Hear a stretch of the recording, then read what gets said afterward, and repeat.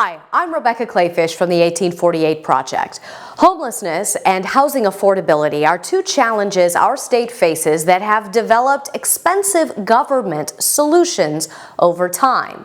But what if the private sector and not-for-profits combined to form a partnership that represented free market policy idea that might better solve the solution than government?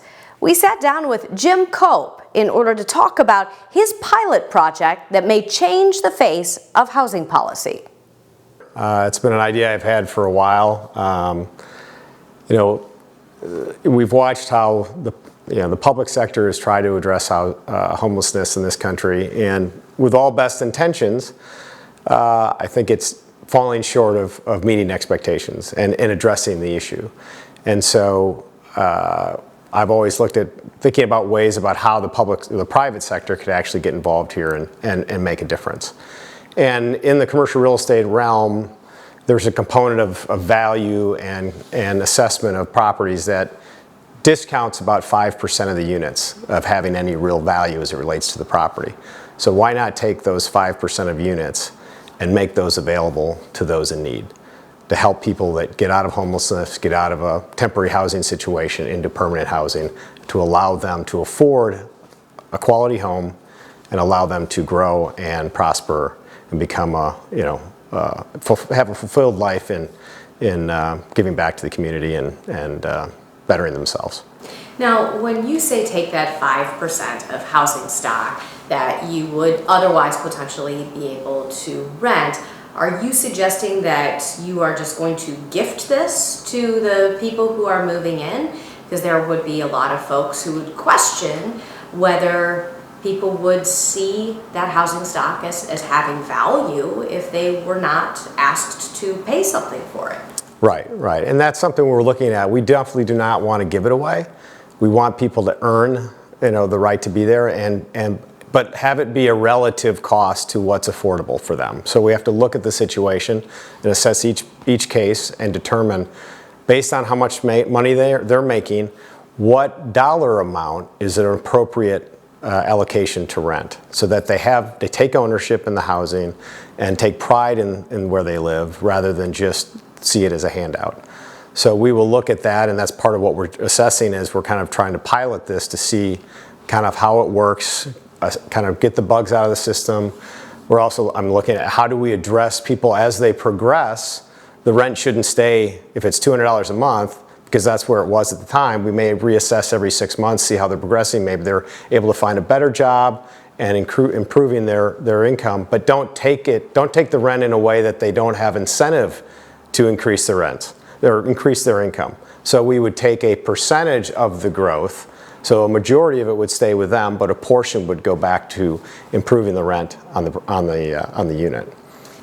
Don't we have something for this? I mean, don't we have a low-income housing tax credit? I mean, doesn't government already solve this problem, or are you suggesting that maybe government isn't the answer to all of our problems?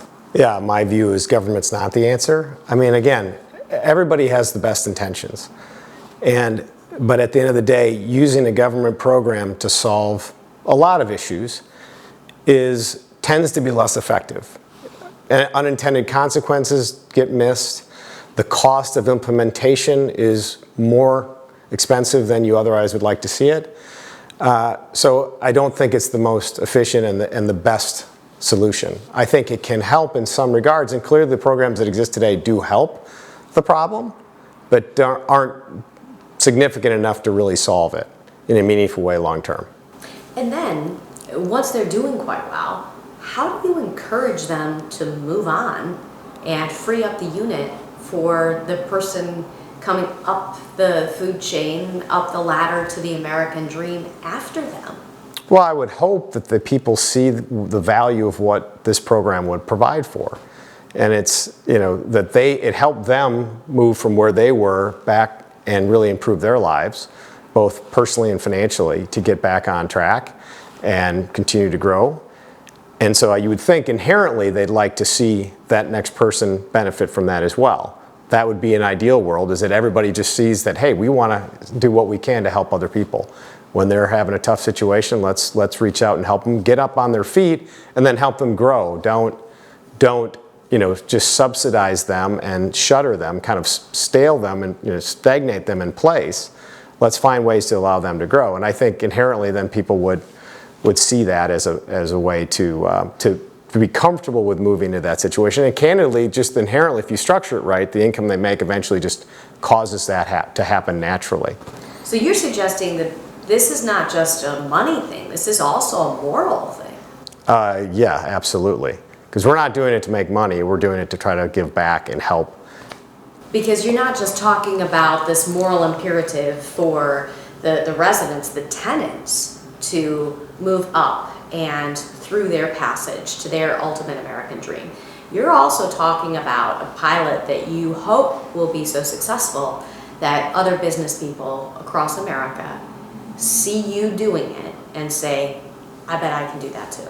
Yeah, that's the hope. Absolutely. Do you think that there are that many people in this country who actually believe that their moral imperative, their community mindedness can trump their ability and desire to make money? Absolutely. I do believe that. I mean, maybe I'm idealistic, but I absolutely believe that that's the case. To be clear, Jim's project is brand new. They have yet to house their first family. However, we'll keep tabs on the project because we're as interested as you are.